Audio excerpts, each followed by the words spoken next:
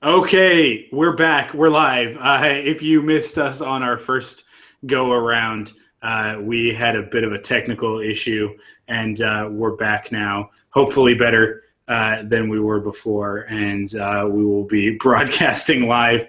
I am one of your hosts, Michael. With me is Pepper and Casey. Hey, Hi, Casey. Okay. On this Spoilercast, we're gonna talk about Captain America: Civil War. Hopefully, everybody's going to join us soon, and everybody that was in the stream before. We had a few viewers, and hopefully everybody's picking up the new stream. But just in case you didn't know, this is a Spoilercast. There will be spoilers, for instance, the fact that Captain America is dead at the end of the movie. And like I said before, that's not actually a spoiler. So if you haven't seen the movie and that just made you angry, it's time to leave. It's time to go. Yeah, go away. You can come back.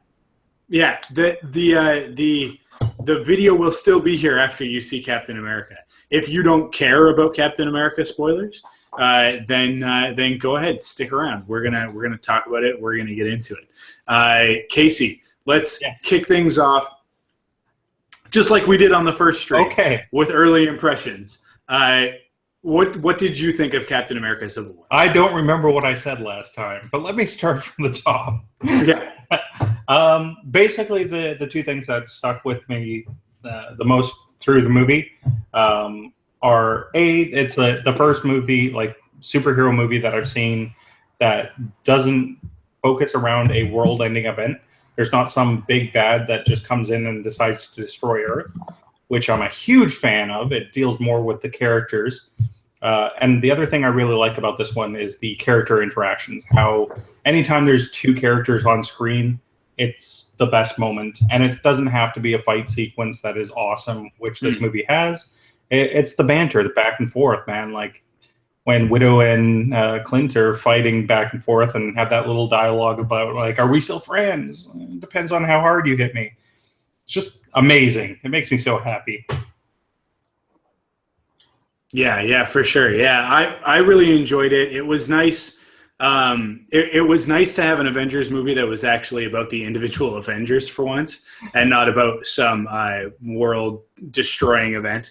To be able to say that this is a movie about characters, and not about Ultron or aliens coming out of a portal in New York City.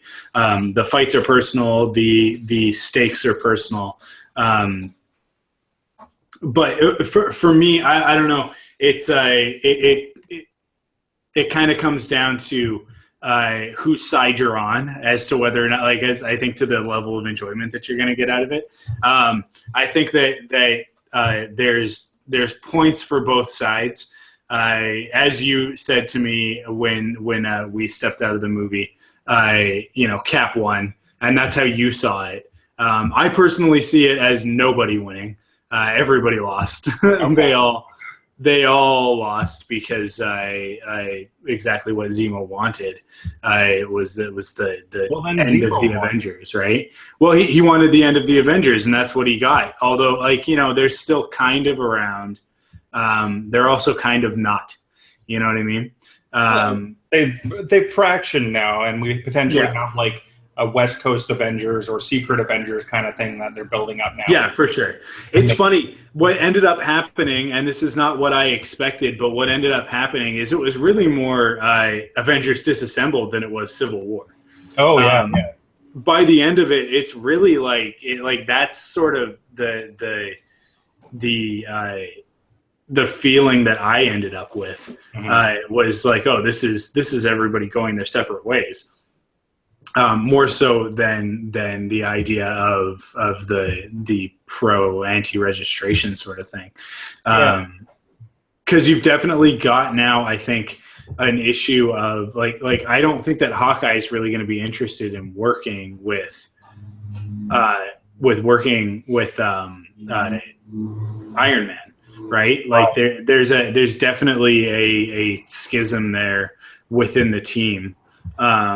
That's going to make it difficult for for the Avengers moving forward, which is going to end up being really interesting in Infinity War, right? Like that's really gonna be the test there. And the movie kind of ends on that note, right? It ends with the idea of sort of where do we go from here? What happens when the next big threat comes?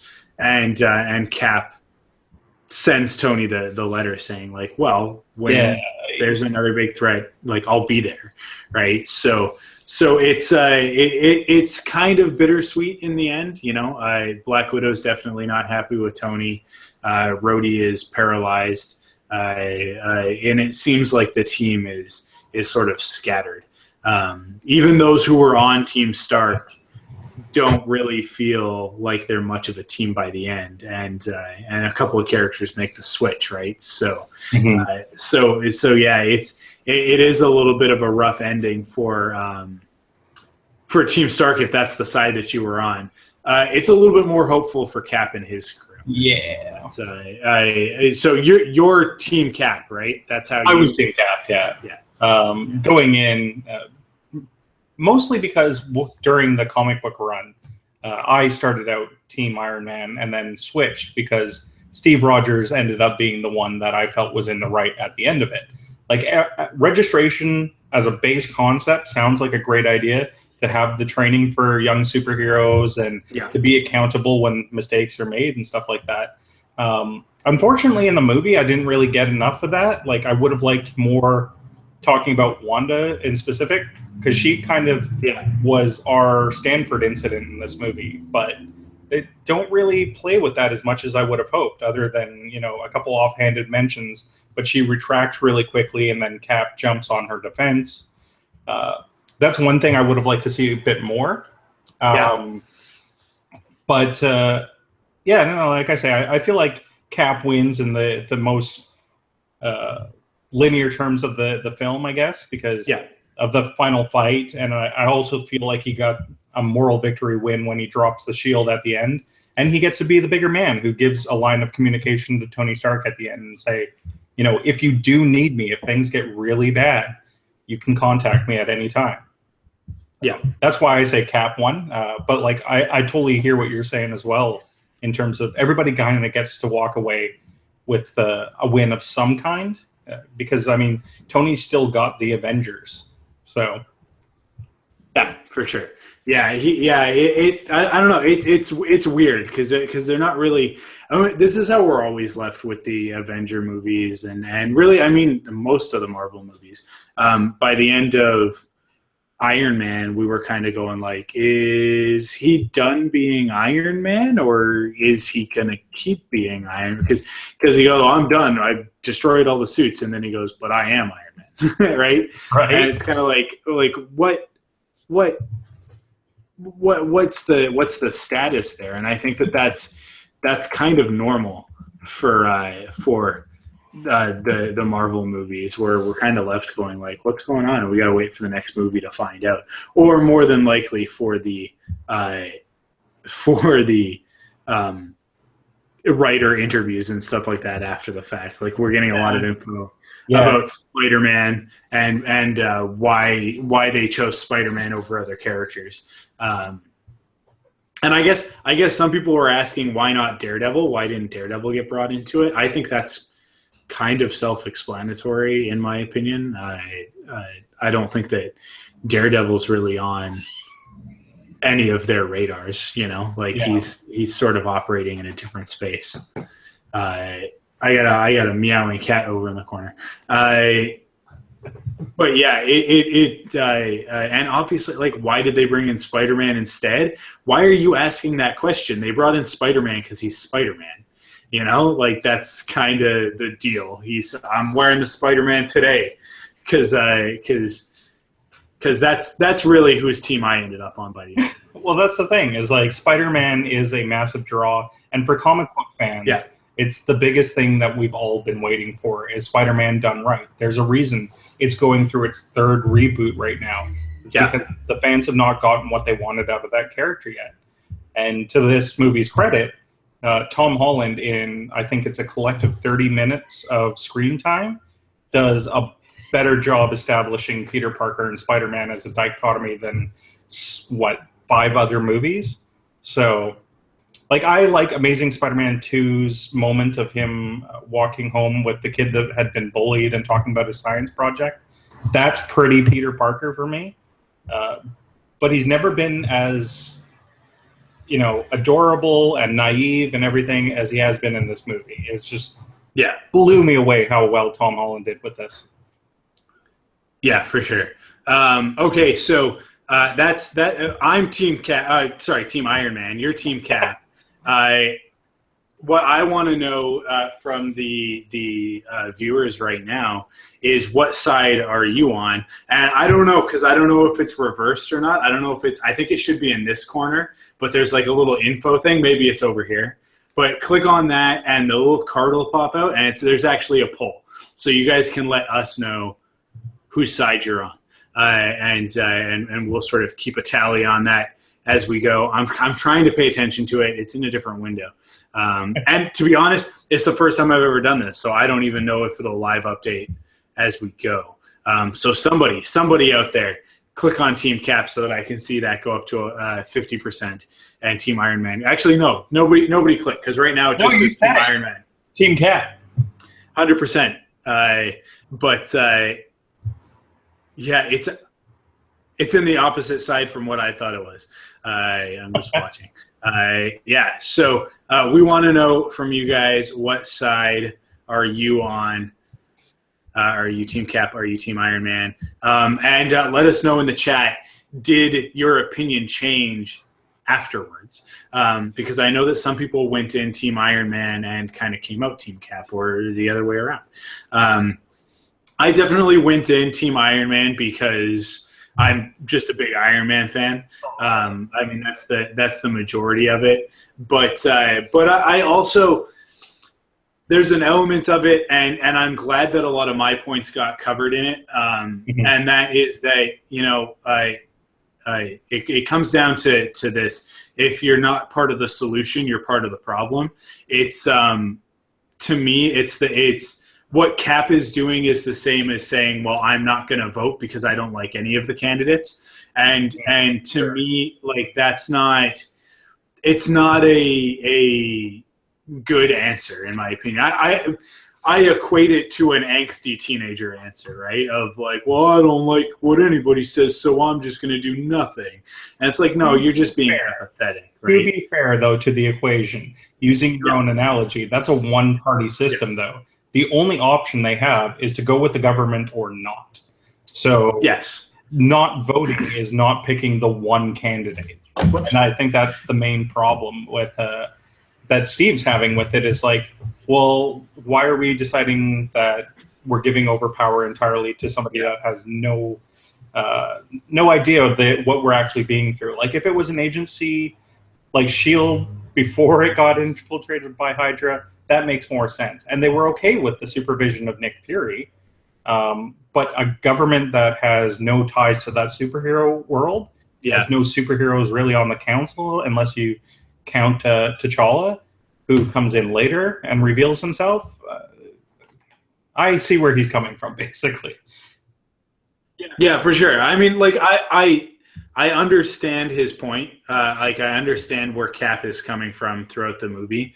But I do think that, like, and obviously the situation with Bucky, Pepper's in the video now.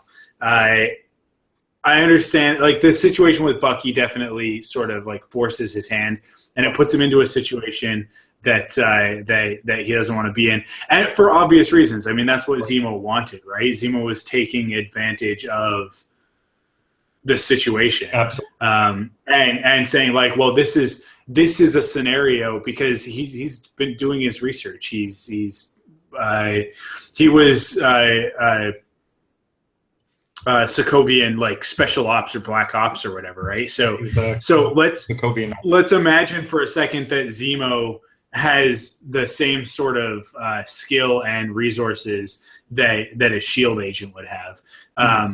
And that he uncovers a little bit of this story and sort of figures out what's going on. I mean, it wouldn't be that much of a leap to go from the info that you know about Cap and you know about Bucky because it's in history, right? That he was part of Cap's team, and then to have him come back during the Winter Soldier, and it's clear in the movie that that's public knowledge, that that's something that everybody knows. That's and I love the James talk Buchanan Barnes, right? With him saying like when S.H.I.E.L.D. was dissolved and Black Widow leaked all those documents, that's basically where I got all my information. It's like for sure. a ton of it, and it was encrypted, but I had patience and I worked through it, and I was like, that's like one of those things that was left hanging at the end of that movie and never really dealt with again until now. So I was really happy to see that come back too. Yeah, for sure. And so I think like that definitely like the conversation that would have happened is not allowed to happen because of what's going on with Bucky and with Cap's motivations surrounding that. So he's kind of forced into a corner and has to deal with the hand that he's dealt. Whereas Tony, I think, is coming at it from a different angle and is he's a little bit more in his element because he was part of the decision-making process, right? So I don't think that it's exactly what anybody wants. It's a series of rules and regulations drafted by 117 countries. That's going to be messy, complicated, and messy. And there's going to be some stuff in there that nobody's happy with, right? But it is what it is. And from my perspective, like I think Vision kind of puts it best, is that oversight can't be dismissed out of hand, right? Like you can't say that the Avengers can just operate the way that they see fit, because it's very clear from the evidence in this movie. And this is the thing, we have to look at this as the movies. We can't bring in the comics. We can't bring in all these other things. We have to look at the evidence that these characters are dealing with, which is what's just in these films. And from what's in these films, as far as the general public is concerned, every time that one of these events has happened, the Avengers have been there. Now, of course, they've been there to save the day, but there's an element to it. I mean, obviously, with Ultron at the forefront of this, like, it's their fault, right? Ultron is Tony's fault. And Bruce to a certain degree, right? And I mean, Thor takes a little bit of blame because he let them experiment with what turned out to be one of the end. So I mean, So but like it's the Avengers that are to blame for what happened in Sokovia. Even if Ultron is sort of his own entity and his own sort of it should be held accountable for what happened. Tony is the one who created Ultron. Without the checks and balances that should have been in place, right? So it was definitely something that needed to happen, and I think, I mean, obviously they thought about this. Ultron was there to set this up, right? Well, and I mean, going back and then kind of expanding on what you already said too, like that notion of Tony kind of being for oversight at this point is kind of a one-to-one in his with Age of Ultron, because that's exactly why Ultron happened. Is there was no oversight. In fact, when it was posited by Banner that they should talk with the rest of the group, he straight up says, "I don't want to hear the man wasn't meant to meddle medley." And I was just like, this is so crazy hypocritical. But at the same time, he talks about that several times, that his whole thing is that people are evolving and ideals change, and that's why he shut down his weapons manufacturing in the first place, right? Yeah, for sure. So, we've got Curtis. And Curtis has a special guest too. So maybe we need to start another poll. Whose co-host is cuter? I don't know. Can you see this one right here? Can you hear me? Yeah, we can definitely see. There you go. You want to introduce your co-host? Sure. This is my daughter, Samantha. And she did not see Civil War, so she will keep her mouth shut because her opinions will be irrelevant. Fair enough. Cool. Well, we were just kind of talking the moral ups and downs of Civil War, but we'll take a little quick break from that to hear from you, Curtis, and hear what you thought of Civil War. So just give us your sort of overall impressions. Wow. Well, my overall impressions are that I totally loved it. I thought it was a fantastic movie, a really strong third part of a trilogy. I found. I mean, the three Captain America movies don't really work together that well as a trilogy, but in all three of the Captain America movies haven't let me down. And this one, the story was so interesting that it sets it apart from all these other Marvel movies. It's not just, well, it is just guys beating each other up the whole time, but it's not like it's got an added layer of depth to it that you don't get in many of these other Marvel movies for sure. So I really appreciated that. Man, I love Spider-Man and Giant Man and all of the new stuff they threw at us, and it was just pretty exciting the whole way through. Those are my overall opinions. Do you want anything more specific than that? Well, let's do something specific by asking whose side were you on going in, and whose side were you on after the film? Oh boy, I was on Captain America's side both times, all the way through. Yes. Oh, okay, good. Yeah, and it's I mean, and they set the movie up to be hopefully so that you're on Captain America's side anyway. I mean, he is definitely the protagonist the entire time. There's not a point where I think you feel like he's doing the wrong thing. So there's that. I mean, you can see. I was actually more surprised at some of the people who were on Tony's side. Yeah. Like Black Widow in particular, thought it was interesting that she made the decision to follow Tony rather than Cap. But she's always been a soldier, so maybe that's just reasonable. Yeah. Yeah. How about you guys? You're both Team Cap? I know Mike is. No, I'm Team Iron Man. I'm Team Iron Man. Oh, yeah, no, you... Oh, yeah, you were Team Iron Man? Yeah, 100%. My co-host is definitely not behaving himself as much as your co-host is. I think it's because Pepper is not so much Team Cap, but anti-Team Iron Man.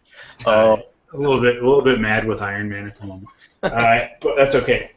He'll fight his dinosaur, his T-Rex, and hopefully leave me alone for a second. This video better get like the most views of any video on ThunderQuack because we have stop it. We have both an obnoxious cat and an adorable baby. So it's pretty good. Yeah, stunt casting, right? Man, this cat's going nuts on. But nobody knew about these two guest hosts. I mean, we should have advertised the fact that they were going to be. Well, we'll do that. We'll advertise that on the back end for sure. Okay. There you go.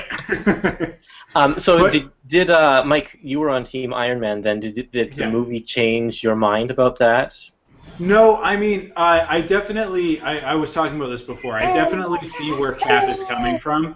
I feel like they didn't get the opportunity to fully explore everything because of what ends up happening with Bucky, and obviously that's how Zemo wants it, and that's why he does what he does. But I think that they would have had a little bit more of a thoughtful discussion about it had Bucky not gotten in the middle of it, and then Bucky ends up being the catalyst for a lot of what happens throughout the rest of the film. And certainly Bucky is the reason why it comes to the battle royale that it does at the end of the second act, right? Yeah.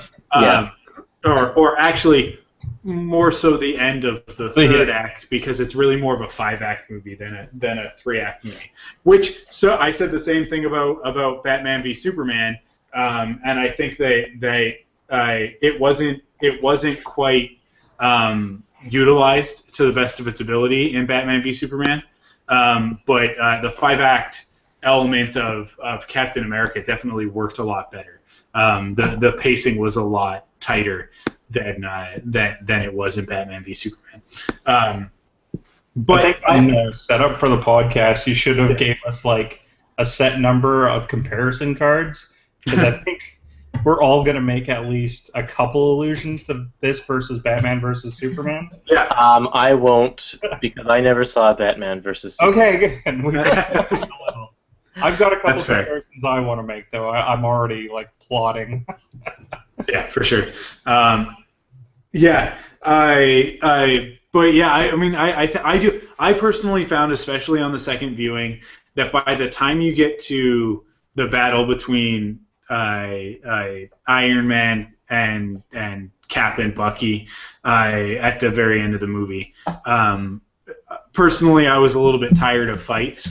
Yeah, I felt the same way, and my wife was checking her watch at that point as well. Like that, and thank goodness they didn't have to fight all of those frozen super soldiers as well. Yeah. Right. Yeah, I was kind of dreading that, and wondering, like, so how are they going to get through all the super soldiers, and then Cap and Iron Man are going to duke it out with Bucky being dead in the background.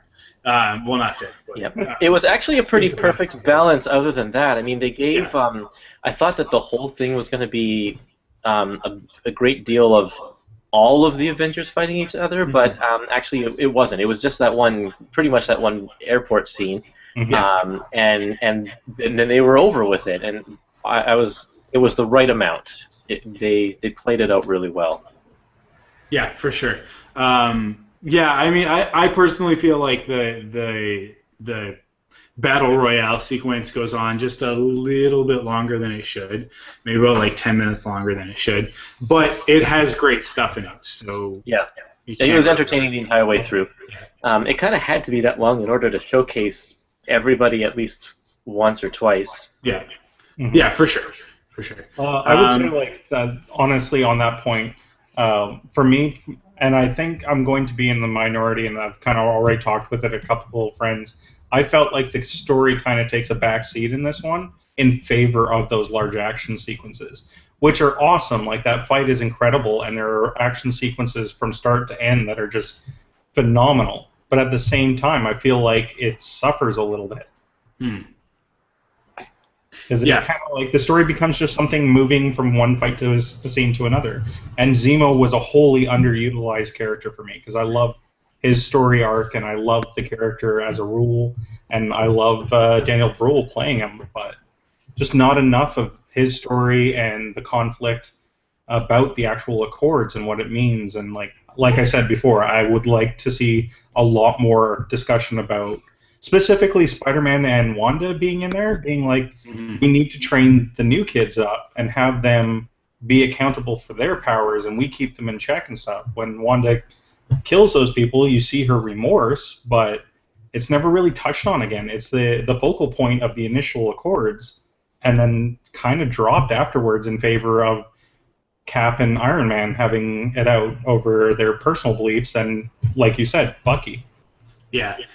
Yeah, it is interesting because, like you say, Scarlet Witch is the catalyst for the Accords near the beginning of the movie, when she just straight up, accidentally, but straight up ends up killing tons of people. Oh, something crawling. Little bug. Yeah, and I wonder her reaction to the Accord when she's in the room with Ross is she doesn't really have a big reaction to it. So you can't really tell if she's in favor for it because of her actions, or if she's against it because she fears the punishment she'll receive or something like that. I don't know. It's just kind of a non thing. And then she ends up being on Cap's side, which I thought was actually kind of interesting as well, because I thought because she's remorseful of all these people, she would be for the Accord. Yeah, yeah, and she does. I do think that she's one of the characters that kind of goes from one side to another, right? Because early on, it seems like, although she's definitely taken aback by what's going on with the Accords, that she does when she first finds out that she's being kept there by Vision, she doesn't immediately try and leave, right? It's only, and even once Hawkeye shows up to break her out, she's still reluctant to go. So I do think that there is an element. Well, I felt like she was reluctant to go just because she seems to be a little afraid of her powers. Yeah, I thought that was something rather than just the being on one side or the other. Right. Yeah, for sure.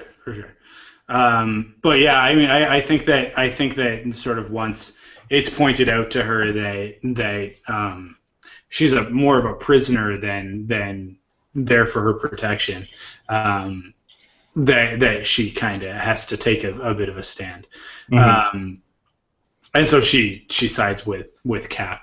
But really, I mean, at the end of the day, they kind of had to even up the sides. Yeah. And I think that was part of why she ended up being on that side.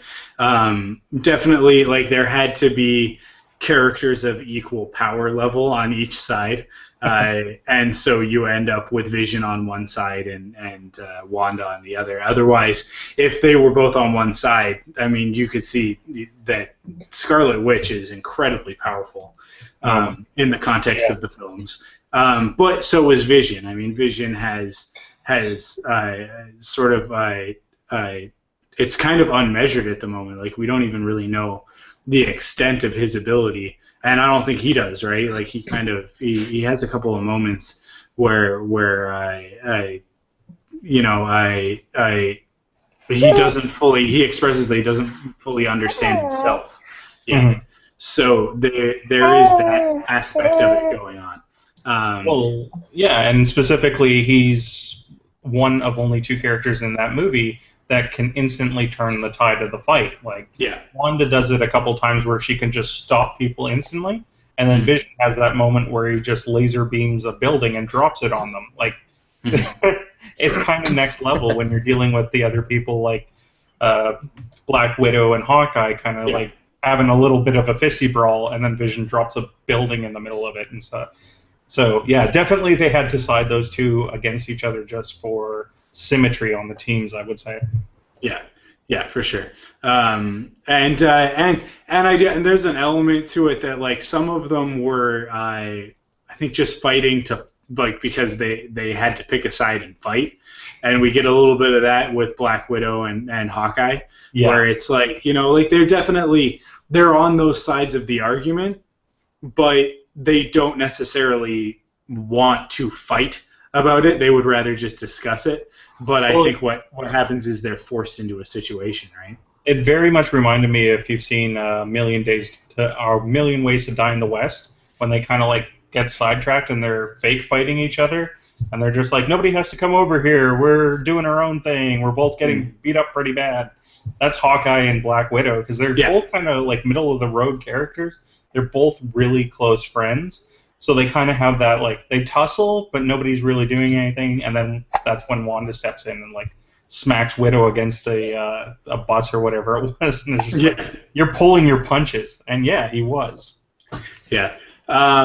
Yeah, for sure. All right, let's talk about the new characters that were introduced.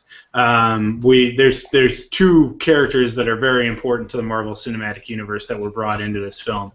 We can kind of jump into them in detail. If we start with Spider-Man, we're not going to get to the Black Panther, so let's start with Black Panther. Go ahead. Is it fair for me to say that I'm the only one that's more excited now for the Black Panther film than Spider-Man?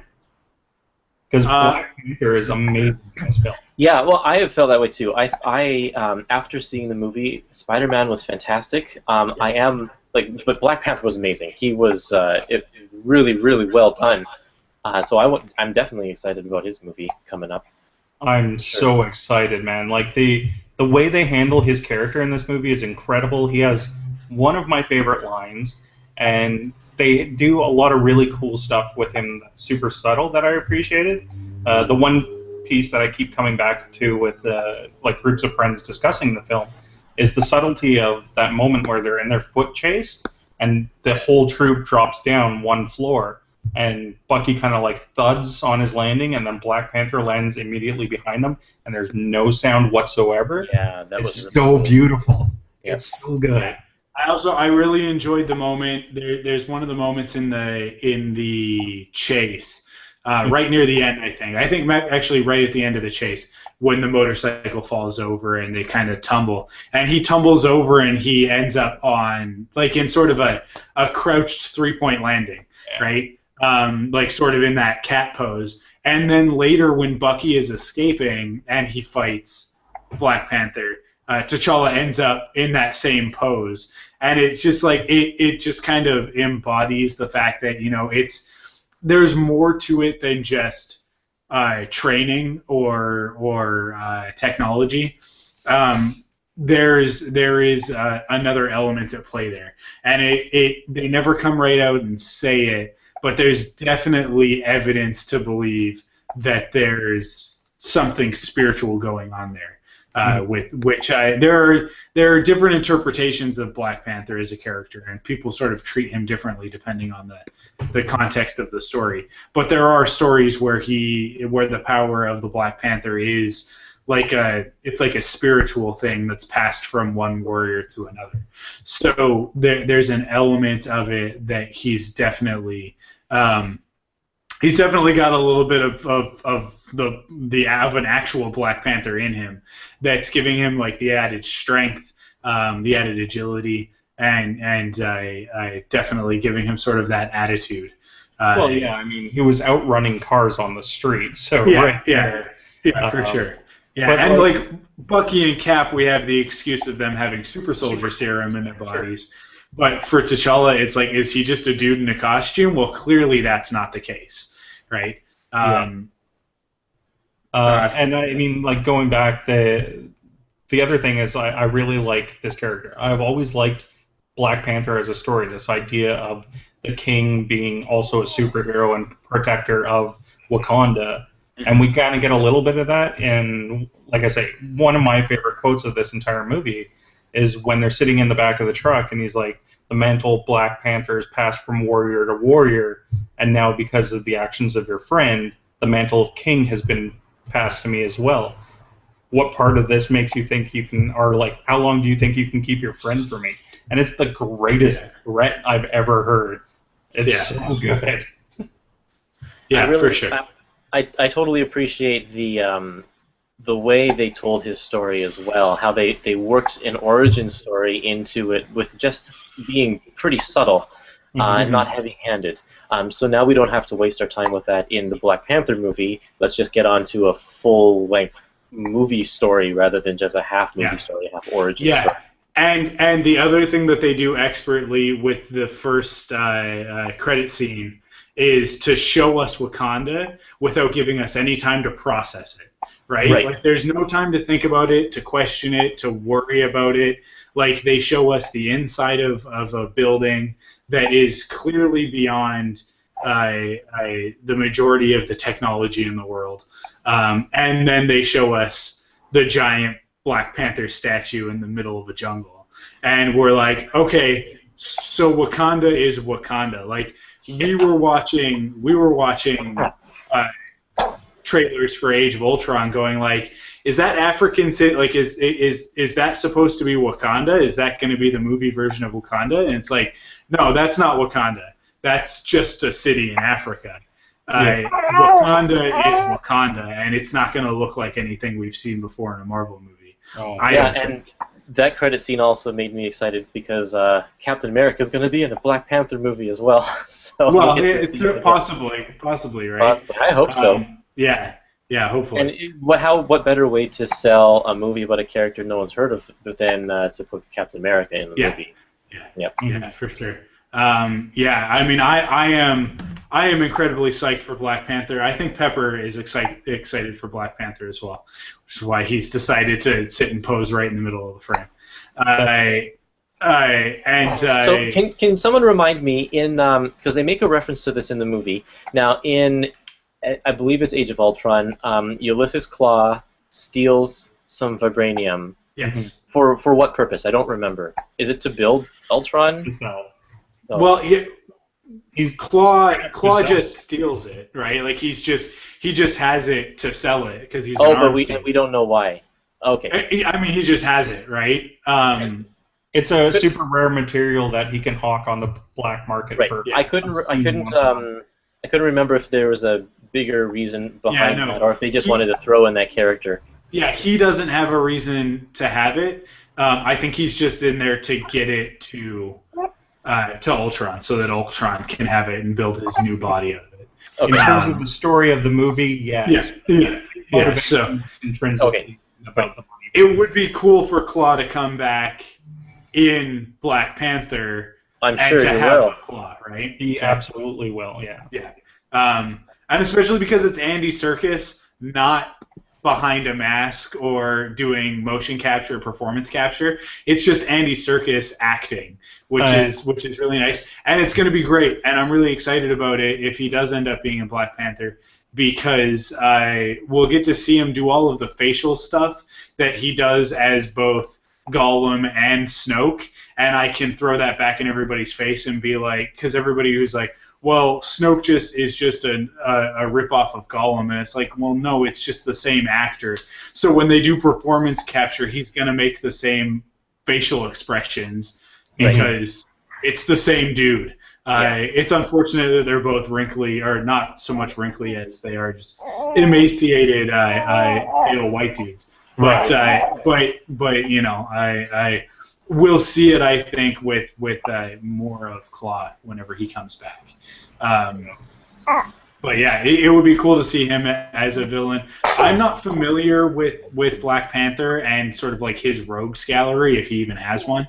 I'm sure he does, but it's not really something that I'm familiar with. I'm sure, much like Doctor Strange, it's a situation of the character being created in a context at a time when perhaps they weren't as educated, culturally sensitive as we can be now, as we should hopefully be now. And some of those characters, some of his villains, some of his storylines might come out of some fairly stereotypical places. So I think that they're going to have a challenge of bringing that character into modern day. But it's been done. I mean, Black Panther is a character that's been used. He showed up in the Ultimates 2, I think. The animated movie, yeah. Yeah. Well, and in the comic as well. Oh yeah. Because Wakanda ends up being a player in all of that with I don't know if that's Ultimates 1 or Ultimates 2, which volume that's in. I believe it's 2. It's 2. Is it 2? Okay, yeah. Wakanda's such a big thing in the comic books too. I mean, especially when you do have the ability to tie in with the X-Men, because he eventually marries Storm, so she becomes the Queen of Wakanda. So like, there's a lot of awesome opportunities there, especially if they can ever get the X-Men back. Yeah, for sure. And I mean, like, T'Challa is one of the characters that's approached to be a member of the Illuminati, right? Yeah. But he tells them to screw off, so, like, because he's got too much honor and he doesn't believe in that sort of thing. But the thing that I think is really interesting is that T'Challa's technological side, his genius side, isn't explored at all in the movie. When in the comics, he's a character that rivals Tony Stark, right? Because Wakanda is so far advanced that for T'Challa to not embody part of that is an interesting thing. I think it's something that they just didn't have time for in this one, and they will explore it in the next movie. But the only hint of it that we get is the fact that his suit is made of vibranium. Which, you know, like, that's the sort of thing that I think that as the current incarnation of the Black Panther, he'd be like, okay, I'm going to upgrade the suit, and it's going to be laced with vibranium so that bullets just bounce right off the guy. Bullets, not just regular bullets, but bullets being fired from an attack chopper, which that's pretty impressive stuff. But there he has a jet just out of nowhere, like, no explanation. He's got his own version of a Quinjet, and it's like, no explanation necessary. That's just the Black Panther. He needs a jet. He builds a jet, right? So yeah, no. And I mean, that's one thing that I think is currently underutilized in the Marvel Cinematic Universe, and hopefully something we dig into a lot down the road, is that vibranium is incredibly hard to work with as well. So the technology they had to use to build that kind of stuff also puts them head and tails above a lot of even traditional countries and stuff. Like, they did it. Tony's father, Howard, was able to manipulate it to make it the shield. But that's like Ultron kind of touches on it. It's scratching the surface of the potential of vibranium. Yeah. So for T'Challa to have the suit woven in with it and for it to be a flexible material in his suit is incredible. Like, that's... Yeah. I want them to dive into that as well down the road. Yeah, for sure. And you know what? I think if Captain America is in Black Panther, that's kind of the perfect avenue for them to do it, right? For him to be like, I've had the shield for so long, and just sort of took it for granted. And here we see vibranium in all of its uses, and Wakanda putting it to the best possible use. And who knows? Like, Cap leaves his shield behind at the end of the movie. Perhaps Black Panther is gonna outfit him with a new shield or something else, something maybe a new suit. Because from my point of view, the way that I look at it is that he's no longer Captain America, right? When he leaves the shield behind, he's also leaving behind the mantle of Captain America. So we might get to see Nomad in Black Panther. Is that what you're saying? Or just going by the code name of Super Soldier, or just going as like he's just Steve Rogers, right? And just flying under the radar until he obviously comes back as Cap. Before Infinity War. He went under the name just before Heroes Were Born. What was it called? When he gave up being Captain America and was this Expatriate. That's his name. There you go. Expatriate. Yeah, so that's a perfect thing for them to like just say if he's in Black Panther, for somebody to say, oh, no, it was really something for you to leave behind the title of Captain America, and now you're just an expatriate, right? And for them to just like throw it up there and just go on without it, or just the Nomad outfit though with the super deep V. Yeah. Yeah, right. For sure. I mean, they've already done the Super Soldier costume. It was the uniform that he wore at the beginning of Winter Soldier. So I don't expect them to go back to that. But I don't know if he does show up in between now and Infinity War. I expect that he'll be outfitted differently than he would be if he were under the mantle of Captain America. I think it has to be so that they can have the great moment in Infinity War of Cap showing up and Iron Man tossing him the shield and saying, glad to have you back, sort of thing. And for us to all cheer and go like, yay, the team's back together. And to have that clear jingoistic moment of hero worship. Even for people who aren't Americans, which I think is always the funniest thing. One of the best things about this movie is that in other markets, it's not called Captain America Civil War. Yeah. It's called The First Avenger Civil War, which I think is really funny. It doesn't quite roll off the tongue the same way. But hi there, First Avenger. Nice to see you, First Avenger. Yeah. But that's Black Panther. That's one of the two new characters that were introduced in this movie. The other new character, as we've alluded to, and I'm wearing the shirt to represent my favorite character from the movie, possibly Giant my Man. new. Yes, Giant Man. That's everybody's standout character. No, although Giant Man was awesome, but Giant Man, in my opinion, was just there to give a great moment to the scene stealer that is Spider-Man. That guy. The first time that we've really gotten Spider-Man on screen. He wasn't that weird kid in a costume in those first three Spider-Man movies, or Peter Parker dressing up in the edgiest Spider-Man costume ever. Who I'm just going to start referring to as Ben Reilly, because that was definitely that. You remember when after the Clone Saga, and it turned out that Ben Reilly was actually Peter Parker, and he became Spider-Man, but he'd been Scarlet Spider before. So we got that Spider-Man 2.0 costume where it was all like weird and funky and very like late 90s, early 2000s-ish. I actually liked that costume quite a bit. I like the costume too, and it ends up going to Spider-Girl in that alternate timeline. And I think suits her much better. But that amazing Spider-Man costume I always felt was inspired by that. And so I look at Andrew Garfield's Spider-Man as Ben Reilly. He's the clone Spider-Man. He's Scarlet Spider from now on. But the Spider-Man that we get in this movie is like the Spider-Man that he reminds me the most of is Spectacular Spider-Man from the animated series of the same name. Yeah. And that is, in my opinion, one of the best Spider-Man stories told. It encapsulates everything awesome about Spider-Man, but it brings it forward into the modern era. It's very reminiscent of Spider-Man Loves Mary Jane, but it focuses much more on Peter, because that book obviously focuses on Mary Jane. And what I'm hoping from the upcoming Spider-Man movie, Spider-Man Homecoming, is a Spider-Man Loves Mary Jane type storyline. And the final volume, I think, or was it, maybe it was the first volume of Spider-Man Loves Mary Jane.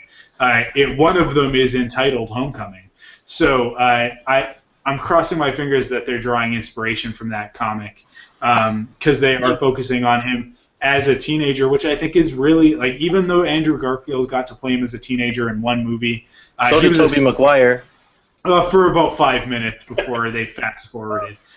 He was a senior in Amazing Spider-Man, and it really, I don't know that it actually affected the storyline too much. I think that Homecoming is going to be very much about him trying to balance being a teenager going to school and being Spider-Man and working for Tony Stark, right? Being a sort of a junior Avenger. Kind of similar to Ultimate Spider-Man, the Ultimate Spider-Man cartoon series. But this is all sort of, we're talking about the future. In the context of this movie, what did you guys think of Tom Holland as Peter Parker / Spider-Man? Well, I mean, I've said it before and I'll say it again. He is the most adorable version of Peter Parker / Spider-Man. Yeah. The entire time, every time he's on screen, I'm just like, oh, you're so cute. He's just like, he's got a little bit of the stammering without it being the full-on nerd cartoon character that drives me up the wall.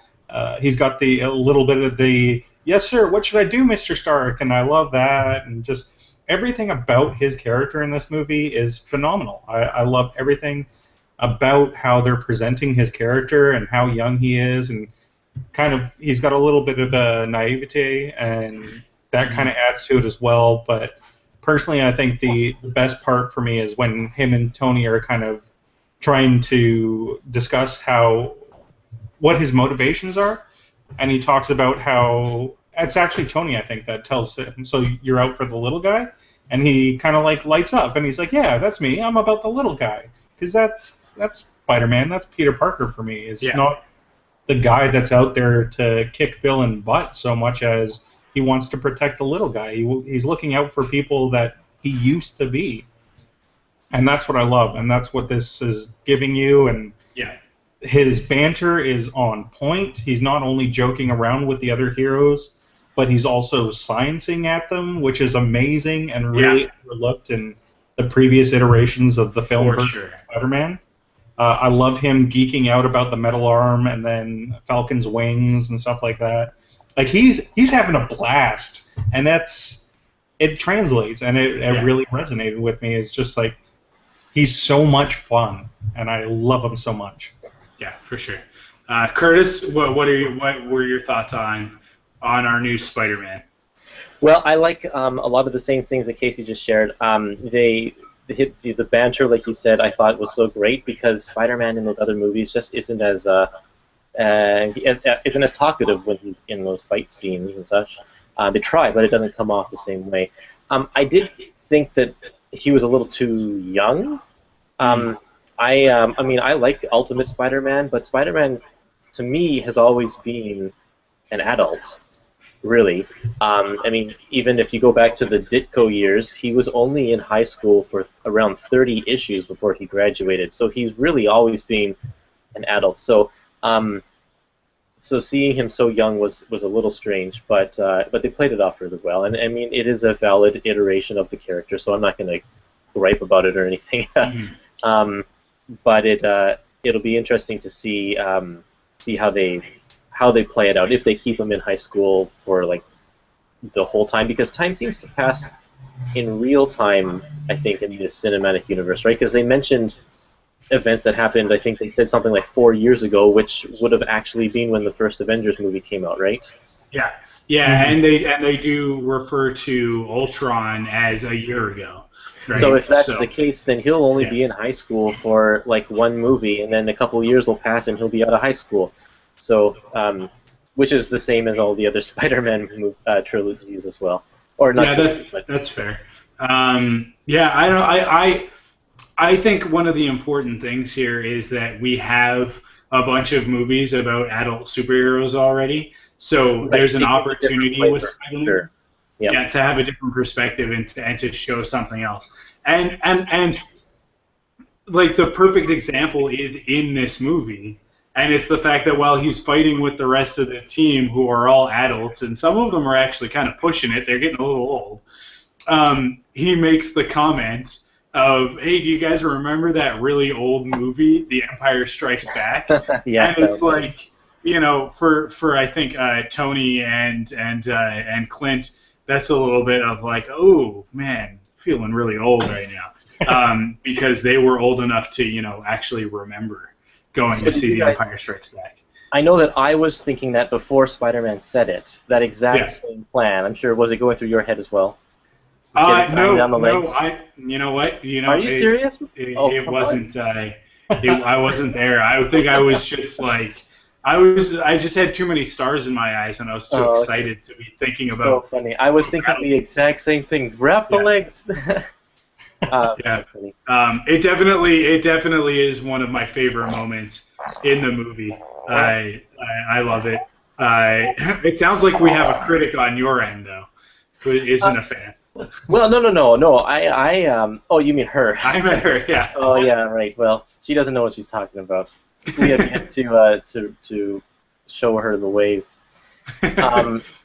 Yeah. So I even though I thought he was skewed a little bit young, I thought that he still did a great job. He did a great job playing his age, because the actor's actually like 19 or 20 or something like that, right? So he did a good job playing down in age. I thought it was an interesting take on Aunt May, and it'll be interesting to see how she plays a role in these movies as well, because she's a very different character than previously portrayed. Yeah, but you know what? Like, part of me is because Peter is so kind of stock, like he is. You know, we've gotten a lot of Peter Parker before. And I think that we're going to get a lot more Peter Parker in this upcoming movie than we're used to in the Spider-Man movies. And I think he's going to be essentially what you would expect Peter Parker to be. I think it's cool that we're throwing a slight curveball with Aunt May. That, you know, she's not the older Aunt May that we're used to seeing. Even in Amazing Spider-Man, she was younger, right? Yeah. She wasn't the old Aunt May that we saw in the Tobey Maguire Spider-Man movies, which was a little like definitely the Aunt May from the comics, you know. The Tobey Maguire Aunt May, Rosemary, whatever her name was definitely a throwback to the original Aunt May from the Steve Ditko era and stuff. And this, because Aunt May's been getting younger and younger over the years. I think, like, because in those days she's probably in her, I would say, late 70s, maybe even early 80s. And then now after Brand New Day, is that what it was called? She's kind of more like 60. That's kind of where her age is these days. Yeah.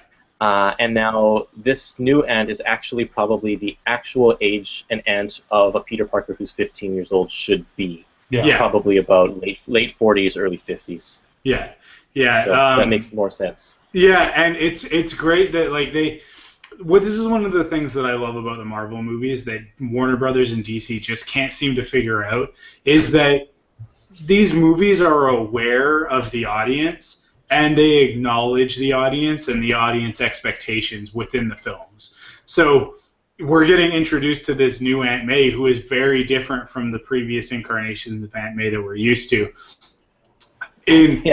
For the most part, because it's Marissa Tomei, and I don't know about you guys, but I'm not too upset with a little bit of Marissa Tomei in the Spider-Man movie. You know what I mean? No. Like good choice, right? Which is I don't think that I've ever felt that way about Aunt May before. And Tony voices that for the audience, and he's like unusually hot aunt. Yeah, and it's like. I think he makes 3 comments about it, and it's all to acknowledge like we're going in a different direction with this, but trust us, it's gonna be fun, right? Yeah. We're gonna be able to do stuff with this version of Aunt May that we couldn't do in previous movies, and because Tony is going to be in Spider-Man: Homecoming, and Robert, I forgot his name for a second because I'm just so used to him being Tony Stark now. Robert Downey Jr. and Marissa Tomei have actually been in a film together. Oh yeah. As romantic interest. I think that they're going to have fun with that. I think they're going to play with that. They already have, for sure. And I think that they're going to keep going with that. I think that might be one of the reasons why they sort of wrote Pepper off to the side in this one, was to give them the opportunity to let Tony have a little bit of freedom in the upcoming movies, and maybe play the field a little bit. Because in the comics, Tony is not with Pepper. I mean, Pepper was his love interest, the sort of will they, won't they, in the early comics. But even back then, he was with all sorts of characters. And definitely in the modern comics, he's been with Black Widow. He's been, well, I guess that's more Ultimates than anything. But he's been with Maria Hill. He's been with, I don't know, Curtis, you probably know better than I would, but like... basically half of the female Avengers, right?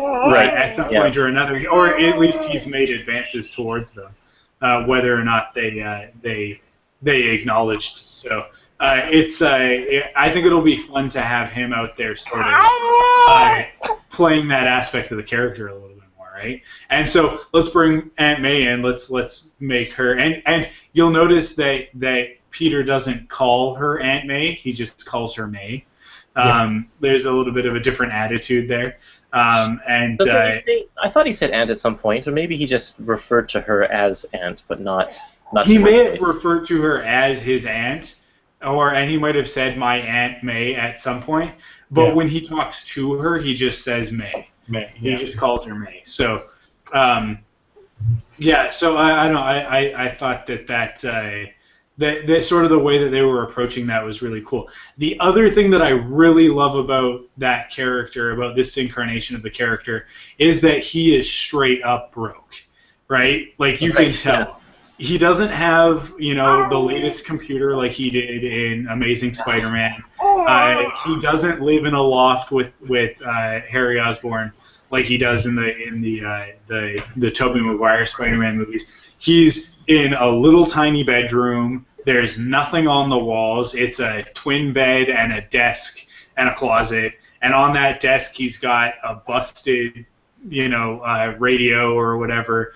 He's just pulled a DVD player out of the dumpster, and he's just got like a little Commodore 64 for a computer, which in 2016, like that's rough. Right, yeah. Like that's it was a Mac. It was a Macintosh, wasn't it? Yeah, it's a Mac. Oh, was it a Mac? Okay, well, I'm not up on my vintage computers, but it painted a picture. He's not an average teenager. he's even like sort of more downtrodden than that in this one. Yeah. Well, and I also think that that'll be interesting moving forward with his new connections to Tony Stark and what that's going to mean for him, and how that's going to play into his regular life, and what he will and won't take from Tony, right? I also like that they gave him a reason to actually have a nice costume. In those other two movies, like, how on earth did this high school kid come up with a cool Spider-Man outfit? Yeah. But this one is like, no, we got Tony to take care of that part, so it's okay. Yeah. Yeah, well, and the after credit scene, one of the things that I loved about it, and I noticed it on my second viewing, was that even though Tony gives him all this new tech, A, he doesn't fully understand it yet, and B, it was made for him and not by him. Yeah. So there's a bit of a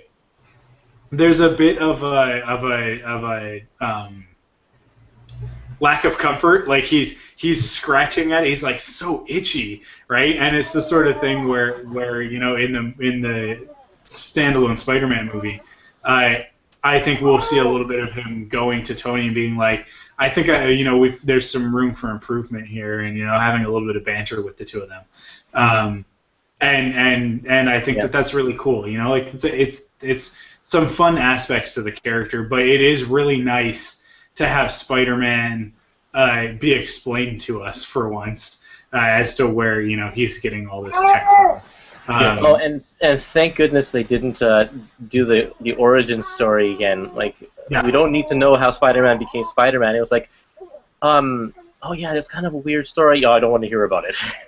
Thank you. Yeah. That's exactly. We don't want to hear about it either.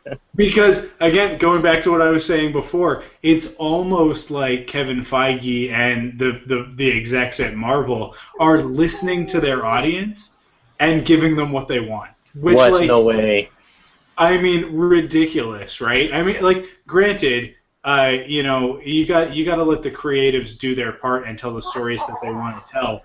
But where you can listen to the audience, I think that you should. And that seems to be the approach that they're taking with this. Is like, oh, you guys, because just recently Kevin Feige's come out and said, like, oh, you guys want to see Black Widow in a standalone movie? Okay, we hear you.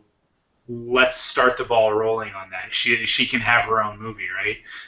And obviously with Captain Marvel, they're listening to the audience and saying, okay, you guys want more female superheroes. You want a female-led superhero movie. Let's do that. Let's bring that to bear, right? There's plenty of room in the Marvel universe for stuff like that. So it is nice to see Marvel doing that, as opposed to the DC approach, which is trying to guess what the audience wants and then serving them something that I don't think that people were really that interested in a Batman that kills people. And like I'll say, like, I enjoy Batman v Superman for what it is. Is it a great movie? No, not in the least. Is it fun? Yes. Is it Batman and or Superman? That's debatable, right? It's definitely a version of those characters. But when it comes to Civil War and the characters that were introduced, can you argue that that is Spider-Man? I don't think that you can. No. Like, this is a totally valid, 100% true iteration of Spider-Man. Is he different from the ones that we've seen before? In some ways he is. He's also very similar. Like, the most important part is that he's true to the character, and he doesn't do anything in the movie that you wouldn't expect Spider-Man to do. And I'm not super familiar. He swore. He did swear, but I didn't expect him to do that. It's 2016, right? So, he's a teenager in 2016. If you saw a dude go first of all, go from regular size to really small without any warning, I think you'd be pretty freaked out by that. But then when he turns around and he gets really big, you're gonna maybe let an expletive go. I think he toned it down a little bit from what a teenager would have actually said. So, but yeah, I'll grant you that. But it's good to see the characters on screen behaving the way that we expect them to, based on our knowledge of the comics. Yep. Yep. Um, I asked on the sidebar there, yeah. what was there anything that any of you didn't like about Civil War? And we got one response from David Rosen, and he says that he would have liked one more line of dialogue from Stark about why he chose Spider-Man over some of the other heroes in New York he's aware of. Yeah, we did talk about this a little bit. We talked a little bit about Daredevil. I think that first of all, if Tony went to Daredevil, I think Matt would tell him to, where to put his suit, right? Because Daredevil wouldn't be on his side. Daredevil would be on Cap's side, I think. Who else do we have in New York right now? Because Luke Cage is not Luke Cage yet. Yeah. They Jessica could pull Jones. anybody out. They pulled Spider-Man out of thin air for this movie, right? That's the fair There's point. no mention of him, so they could have pulled out Cloak and Dagger for all we know. Yeah. By the way, I would love to see a Cloak and Dagger movie. That would be awesome. Yeah, definitely. Cloak and Dagger is perfect for a movie. Getting a TV series, aren't they? Oh, are they? Yeah. That would be fine with me. I'd be up for that. That works Cloak too. and Dagger are getting a TV series, so you'll be able to see them. That's good. I mean, if you're going in completely story-wise, why would you pick this? Tony Stark is first and foremost a strategist. He's a very smart man who does things for a reason. He found a kid who has the ability. The one thing that sticks in my mind in particular is him catching a car where he's like, that's 3 tons at 40 miles an hour. So he's got the strength, he's got the raw power, but he's also really young. If you went to most of those other characters, they would have easily said, no, I'm not part of this, I don't care, or you're in the wrong. Peter Parker is very young and malleable, so he's able to go to Peter and just be like, hey kid, you want to work for the Avengers? And Peter is overwhelmed. So it's very easy for Tony to sway him over to him without having to do a bunch of debate about the ins and outs of the Accords. It's true, and then he gets a powerhouse, opposed to Daredevil, who is just a normal person, and, strength-wise and that kind of thing. So, I think it was, probably Tony. Tony had a good plan there. Yeah, I think the writers have also talked about the fact that Tony sees a bit of himself in Peter, and so this is an opportunity for him to. Hey, just a sec, Mike. I need to take care of something. I'll be right back. Yeah, no problem. This is an opportunity for him to make up for the kid at the beginning of the movie that we hear about that died in Sokovia, right? Which is sort of the thing that pushes Tony into agreeing with the Accords in the first place. So I think that when you put together what you said, Casey, along with that aspect of it, I think that is a compelling argument for why Tony's going to pick Spider-Man, why he's going to pick Peter Parker over some of the other heroes that you might find in New York. Yeah. One of the other problems is that some of the other characters that maybe Tony would go to aren't allowed to exist in this universe, because anybody whose first appearance was in an X-Men book, in a Spider-Man book, or in a Fantastic Four book, are all licensed off to other people, right? So that's the meta argument for Spider-Man as well, is that they're doing all these dealings to get him back into the fold. Yeah, so I don't know. Well, that's not. Black Panther first appeared in Fantastic Four. Did he? Okay. Well, I don't know. Claw did as well. I don't know what legal loophole they jumped through to get those characters, because a lot of other characters that they've wanted to use, they've had to shy away from because they are connected to these other worlds, right? Especially mostly bad guys, mostly villains, right?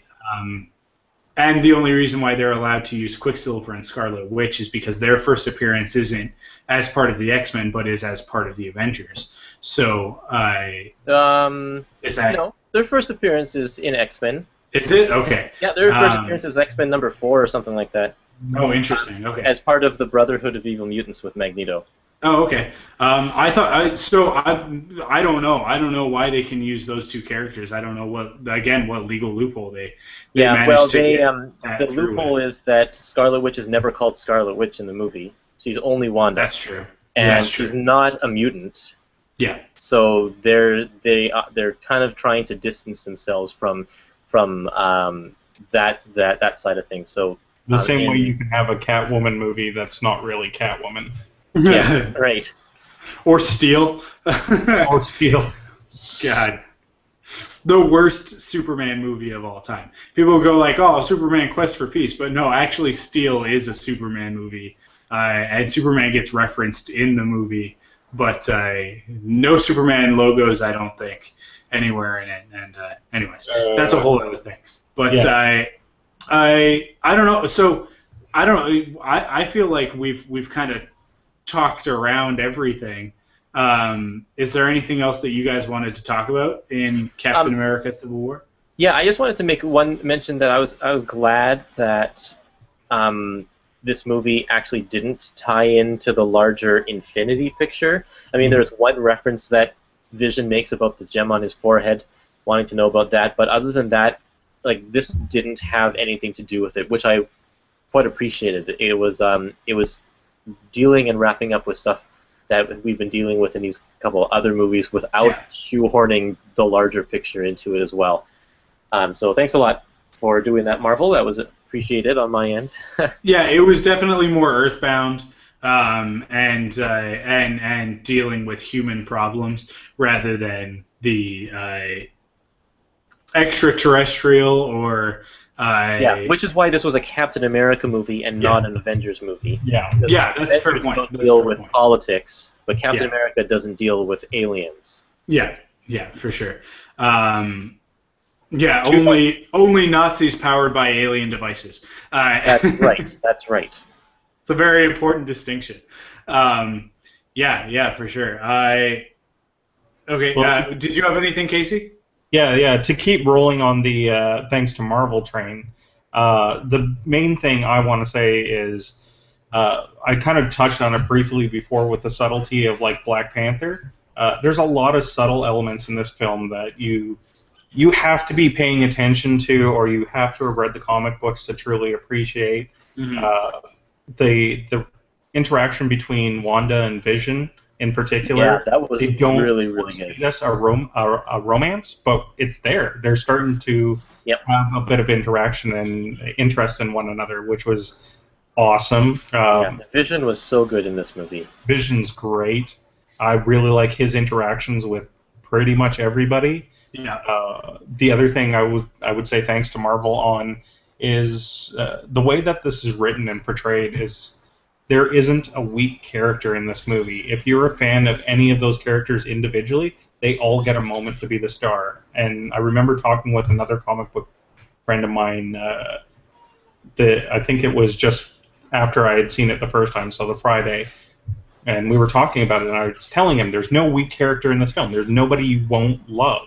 And he was like, even Falcon?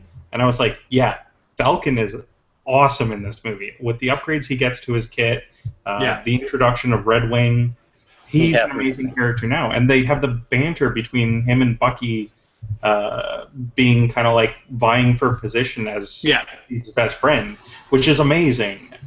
So that, and then one other point of subtlety I wanted to throw in there is the vibranium. We're starting to get a little bit of the story on that without, again, it being force-fed to us. You see the ring, it's passed over, and then he's able to stop Bucky's blow, and there's an interaction between his arm and his ring that they don't spoon-feed you. You're just like, oh, okay, the ring can stop his arm. And I love that kind of stuff. Like, I love that they don't have to push it into your face and say, this is what it does. Here's a MacGuffin. Here's why it's important. Here's everything that it does. It just kind of lets you figure that out. If you read comic books and you understand the properties of vibranium, you understand why these things are happening, which is beautiful. So subtlety, character interaction, thank you very much for that kind of stuff. Because in a superhero movie, subtlety is a long lost art, man. Yes. Yeah, for sure. Yeah, there is definitely a tendency to over-explain things within comic book or sci-fi movies, sci-fi fantasy. It's actually, I think it's a lesson that possibly they learned from Star Wars, because the good Star Wars movies, and I'm saying this as like an objective viewpoint of like the ones that we can all agree are the good ones, the four that we can agree are the good ones. The thing that makes them so great, I think, is the fact that they don't explain stuff. Is that, you just kind of get the story, and if there's anything tertiary to that, it's treated that way. It's tertiary, right? We don't need an explanation of where the bounty hunters came from in Empire Strikes Back. It's just cool that they're there, and we can just enjoy that they exist. We need an explanation of the Force, and I think that like it's that sort of a balance of like we need to know that T'Challa is the prince of Wakanda, and that when his father died, he became the king. We also need to know that the mantle of the Black Panther is passed down from generation to generation. But do we need to know that along with the mantle of the Black Panther and along with that ring comes the knowledge and experience of all of the previous Black Panthers? I mean, it's not important for this movie. Right. So we're just not going to talk about it. But for those who know it, it's obviously there, right? It's obvious, like it's very clear that that some of these other aspects of the character are at play, and so it does allude to what you're saying, which is that not everything needs to be explained. Yeah, and not everything is explained. And back to your other point as well about how Marvel understands what its consumer base wants, its fans want, and acknowledges it within a movie that like you were bringing up the May example of like she's a more attractive version of May, and Tony relays that to the audience. We got a great moment of Spider-Man doing the same thing with the shield when he's like, that thing doesn't obey the laws of physics. Yeah. And I love that they can be tongue-in-cheek with that, and now the explanation of the shield doesn't really matter because Peter stated it outright. It's not playing by the rules. Yeah. And Marvel's been doing that from the beginning. You remember when in Iron Man 2, in the courtroom scene at the beginning when they call Rhodey to the stand, and it's not Terrence Howard. It's not Terrence Howard. It's Don Cheadle, and Don Cheadle's first line is, "Yeah, it's me. Get over it." It's like there's a little nod to everybody. We have to deal with a different actor in this as this character. Yeah, for sure. I mean, Terrence Howard must just be kicking himself. Yeah, that was totally on him. After the first Iron Man was a huge success, when they went to do Iron Man 2, he said, "I want more money," and they said, "That's not how this works." And he said, "Okay, fine, then I'm not going to be in your movie." And Don Cheadle said, "Me, please." And now Don Cheadle is one of the Avengers. And Terrence Howard. So much better, too. I love him. So much better. Thank you for saying that. Because that's what I was going to say next is I'm really happy that Terrence Howard decided to hold out for more money because Don Cheadle is amazing. Yeah, because let's talk about War Machine in this movie for a second. Definitely, like, I think we all know where he's going to fall. He's going to fall on Tony's side because Tony's his bro. He is the Bucky to Tony's Cap. Yeah. Well, he's also military. And then the other part of it is that he's a military man. So when the government throws down an edict, he's following orders, right? Yeah. And obviously, I think that Rhodey's got the strength of character that when the orders are wrong, he's not going to follow. Yeah, that's one of my favorite parts, too. He sees it. Yeah. That's one more Congressional Medal of Honor than you have. Yeah. He's straight up like, no, that guy has earned a ranking that you don't have, so he's got the right of way. Yeah, and the cool thing is that he's saying it to Sam, who is also a military man. Yeah. And that there's an interesting dynamic there where like you can tell because you're coming into the middle of a scene there that the two of them have been having this discussion from these two sides of the military. Of like, like one is saying, we have to follow these orders, and then the other one is saying, like, no, these orders are bunk, right? Yeah. And that they need to go against them. And I don't know, like, one of the best things about this movie is that it is the 13th movie in a franchise, and although it is built up of all of these different franchises together, the thing that makes it work is how it all comes together. And the fact that you can have characters from Iron Man in a Captain America movie, along with Ant-Man, who's from a totally different type of movie, and Spider-Man, who's going to be a completely different type of movie on his own, right? We have a consistent world where these characters can go off and tell their own stories and live in their own genres, whether that's a spy movie, a heist movie, an action-adventure movie, a sci-fi fantasy movie. It doesn't matter, because at the end of the day, you can bring them all together to play nice in whatever context you want, because they've crafted the world in that way. It makes me really hopeful and really optimistic about Infinity War, which is going to take the very earthbound stories of Captain America and Ant-Man and Iron Man and meld it together with these ridiculously fantastic stories like Guardians of the Galaxy and Captain Marvel. So and Doctor Strange probably I was too. going to say, I mean, we can look forward to Strange doing the same thing that Guardians did for Marvel previously, where it went from planetary to universal. We're also going to have interdimensional, which is amazing. So like I think one of the biggest takeaways from Civil War is that it was an experiment. As much as the first Avengers movie was an experiment of, can we bring all these characters together? Is this going to work? And I think, I mean, like, through the course of Avengers to Age of Ultron to Civil War, they've finally found the balance in Civil War. It's one of those things where it's like, Avengers was by the book, it was the recipe right off of the recipe card, and then Age of Ultron was like, well, let's throw in a dash of this. And then in Civil War, it's very much like, we don't even need the recipe anymore. We know how to make this, right? And that's when you see it become what it's kind of meant to be and how it's meant to work. And I think that that's one of the best parts of Civil War, and that it can play into the next set of movies, into Phase 3, and what we can expect from that. Doctor Strange being next up, followed by Guardians of the Galaxy, Spider-Man, and then Thor Ragnarok. So, like, those are the next 4 movies on the slate. And by November of next year, by the time we get to Episode 8, we'll have seen 4 more Marvel movies, which I think is incredible. Crazy. It's incredible, and the quality is consistently up there, which is incredible too.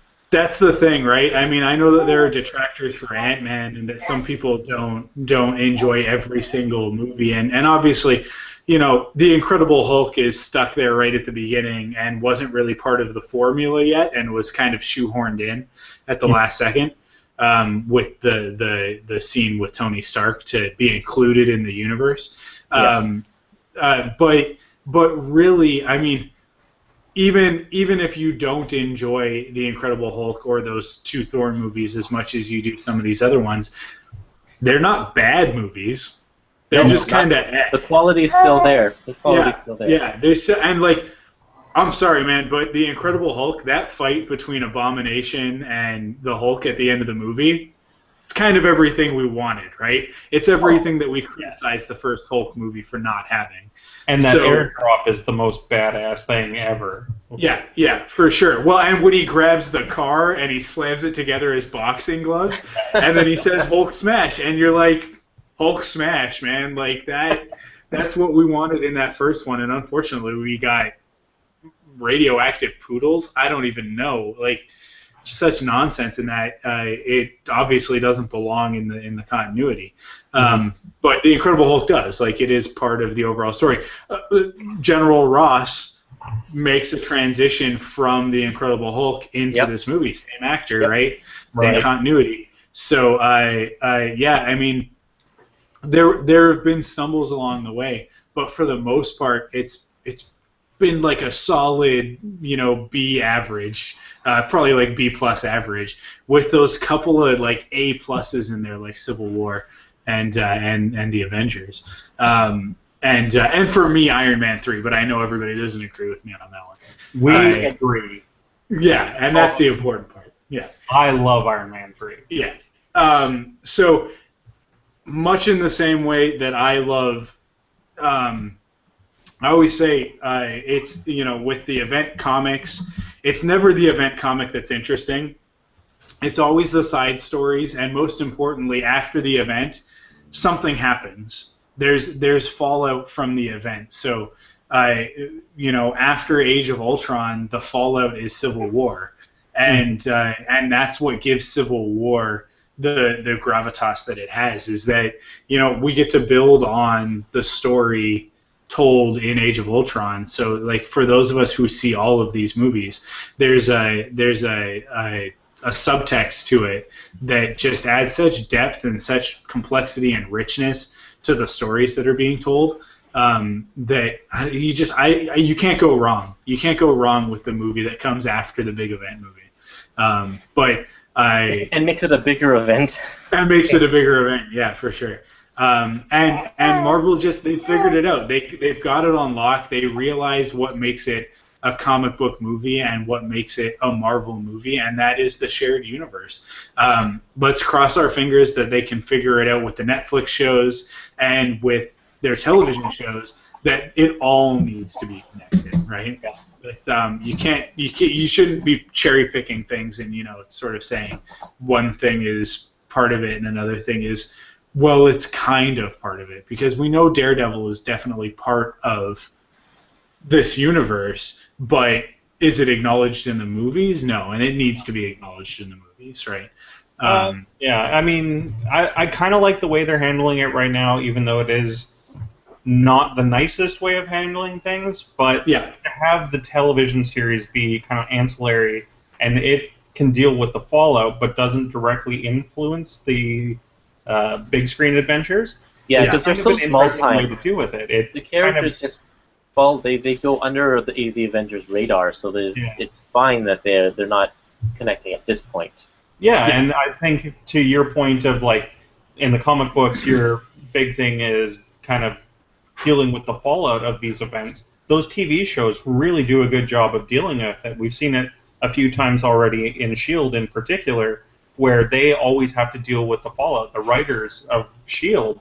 basically are proposed, like, okay, here's what's happening in the Avengers, and you guys play around with what that means for your universe. Yeah, well, the fallout, especially after Captain America 2, after Winter Soldier, that was the biggest fallout of them all for Agents of S.H.I.E.L.D. Yeah. Couldn't have been any bigger. Yeah, and I love that kind of stuff, to say, like, S.H.I.E.L.D. is disbanded. What are you going to do with Agents of S.H.I.E.L.D. now? And it was the point that I started tuning back into Agents of S.H.I.E.L.D., because up until that point, I had kind of lost interest. But after you see Winter Soldier, and you're like, oh, what's a show called S.H.I.E.L.D. going to do now that there's no S.H.I.E.L.D.? Yeah. And they did a great job of it, and that show's been better and better ever since, honestly. Yeah, each season's been better, that one. Yeah. And they're definitely building toward the Inhumans movie as well, which will be interesting to see. And which has been removed from the slate now, though. Oh, well. Yeah. Hopefully they'll put it back, because there's another king/superhero that I'd love to see how they deal with that guy, because he approaches the whole being king and superhero in a very different way. Yeah. Well, I think to kind of poke the rumor mill on this one, my fan theory for why Inhumans was pulled from the slate is that after this Marvel adventure with Sony went through, that potentially they're in talks with Fox now for the X-Men. And if you can bring the X-Men home, then you don't... Goodbye, Inhumans. Yes. You really don't. Yeah. Yeah, you only need one Inhuman, and that is... Miss Marvel. I lost it for a second there. That's the only Inhuman you need to bring into the Marvel Cinematic Universe. And it should be a television show, and it should be on ABC as part of a new TGIF. It could spin out of Agents of S.H.I.E.L.D. pretty easily. Yeah, but it should be a half-hour, kid-friendly superhero show connected to the Marvel Universe. And you know what other kid-friendly Marvel superhero show they need to do as a half-hour show? Power Pack, right? Like you put that's a 1-2 punch, and you bring Star Wars Rebels over to ABC for everybody, along with Girl Meets World, and you're done. You're done. You're welcome, ABC. I just made you the #1 network in the world. Yeah, well, and if they get X-Men back, they don't listen to me. They can do New Mutants if they get X-Men back as well, and yeah. There you go. Yep. Well, yeah, for sure. Cool. Well, it's almost 9 o'clock, and I have a cat that's trying to tear my arm apart. And I have a baby that really should go to bed.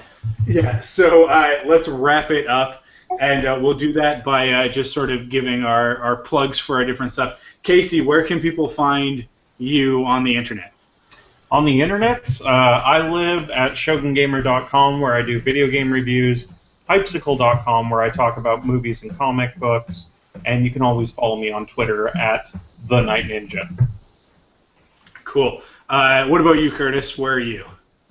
Well, I have an online web cartoon, and it's called Kids A. You can find that at curtisfinley.tumblr.com, and follow my daily adventures of my children, actually. It's funny things that they say and do. You can also hear Mike and myself talk about comics on the Pullbox podcast. We had a whole episode devoted to Spider-Man, Mary Jane Loves Spider-Man, so we mentioned that earlier in this episode, so you can listen to that one and hear our thoughts on that comic. And then I don't even know where else I am. Facebook, Instagram, the usual places. Yep. Cool. Well, you guys know me. You can find me basically all over ThunderQuack, Rebels Podcast, Quiver Podcast, the Pullbox Podcast, and irregularly scheduled is coming. I promise it's coming. It'll be out sometime this month. I'll believe it when I see it. Yeah, I know. I'm getting to it. Everything's in order. I just gotta put the time together. You can also support all of the great podcasts that are a part of the ThunderQuack Podcast Network by heading to patreon.com/ThunderQuack. We only are able to bring these awesome roundtables to you with the support of our awesome Patreon pledgers. So we thank everybody who goes over there and does that. Patreon.com/ThunderQuack.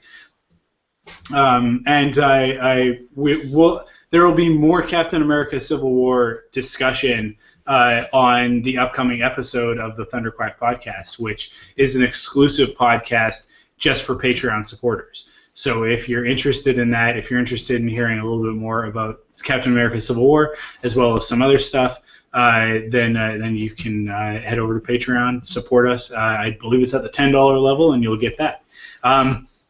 If you didn't have time to sit down and watch this whole video and you thought, man, it would be really convenient if I could just put this as an MP3 and listen to it whenever I feel like it, then you can also do that by going to Patreon and supporting us at the $5 level. So we have lots of really cool rewards over there for people who are interested in more geeky stuff just like this.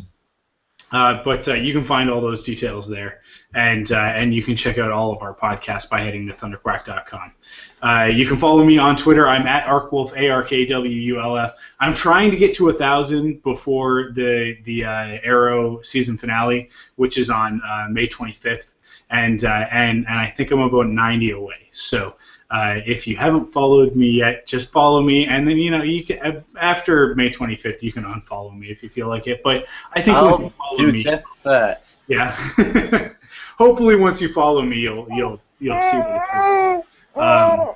cool. Well, thank you guys for joining me, and thank you to all of our live viewers. We appreciate you guys showing up, and we'll be back probably pretty soon, actually, maybe even before the month is out, with another one of these live streams. Hopefully, with less technical difficulty, but I missed all of that. It's all good.